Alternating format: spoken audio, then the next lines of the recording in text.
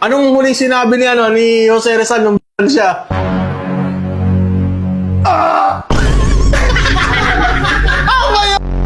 May sinabi siya nun! Ha? May sinabi siya nun! Ang sabi niya nun, I shall return. Hindi, kay ano yun eh, kay MacArthur Neri yun eh. Powerful kasi ang utak. Pag may utak ka, pag meron kang alam, lamang ang may alamang. Alam. Alam mo, ang grade mo na? Papasok ako Grade 1. Nung grade 1 ako, baon ko, sesto lang, tapos 5 piso. Dati yun, dahil wala kayong bitaw.